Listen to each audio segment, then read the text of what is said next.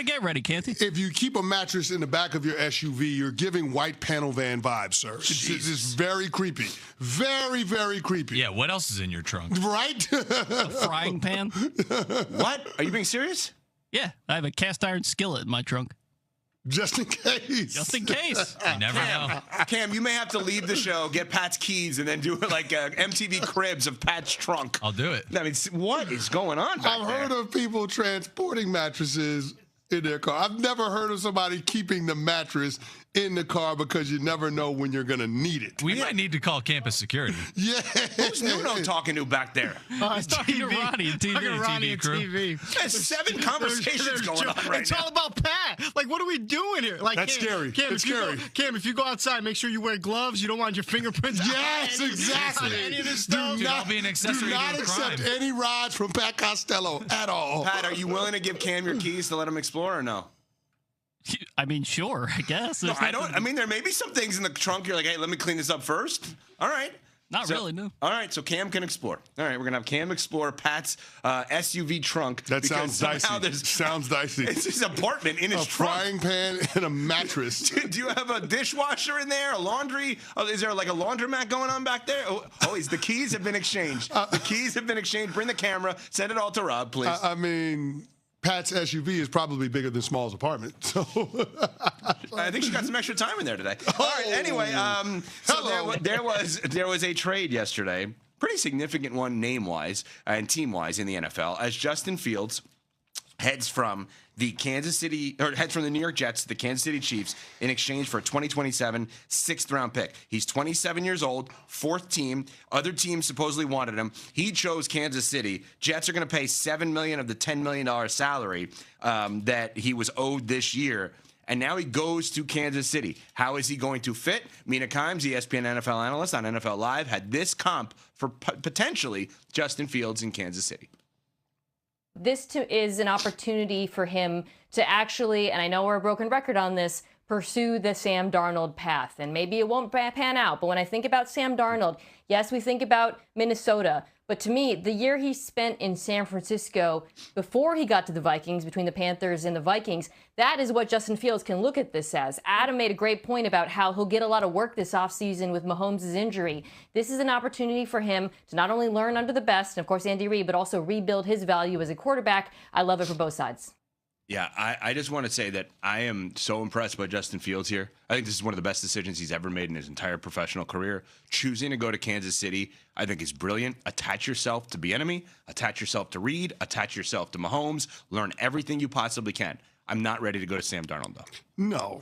I'm not ready to do that. Everybody wants to jump out of the window and give the Sam Darnold comp for every failed first-round draft pick at quarterback. It's not as if Justin Fields hasn't had an opportunity to be with a functional franchise. He was with the Pittsburgh Steelers a few years ago, and Mike Tomlin and that staff made the decision to bench him in lieu of Russell Wilson, and Russell Wilson took that team to the playoffs. So I just, like, when it comes to the Sam Darnold career arc, Sam was with dysfunctional franchise after dysfunctional franchise after dysfunctional franchise before he finally landed with a team that actually had some structure. He was able to learn, he was able to develop and grow. Then he got to Minnesota and he took off, and then from there became Super Bowl MVP with the Seattle Seahawks. Like, Justin Fields' career path is not that.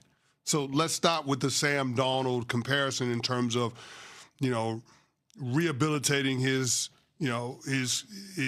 image and changing the perception of who he is as a quarterback. There's still a lot of great things to like about Justin Fields.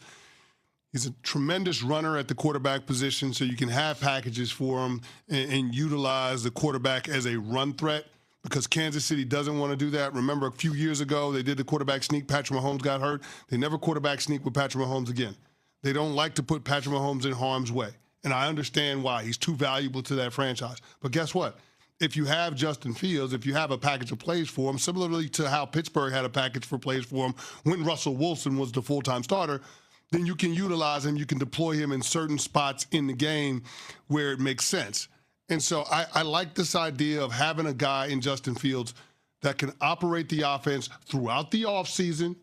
He can get a ton of reps. He can learn with Andy Reid. And then hopefully when you get to the season, Patrick Mahomes is healthy. but this gives you an extended runway with Patrick Mahomes in terms of giving him every opportunity, all the time he needs to fully recover before you put him back out there. I just love this on so many levels for Justin Fields, and I agree with you on the Darnold thing. I would comp it more to Geno.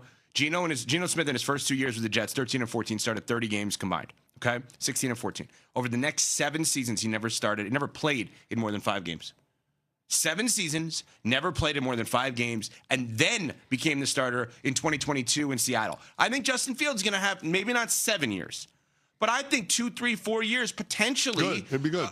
Of just, Eric Bieniemy, you're not going to go anywhere anymore. Andy Reid, you're not retiring. Patrick Mahomes, you're the greatest of your generation. Let me soak all I'm of that in. attaching myself to you. And if it's like, I'm going to be insulting and I'm sorry, the current version of the Arizona Cardinals, if they come calling that kind of team next year, say no. Yeah. Say no, I'm not ready for that. I thought I was ready. I'm not. Have the discipline to just attach yourself to the Chiefs. And I'll bet you $1. You'll agree with me on this, so I don't think you have to worry about it. But I'll bet you $1.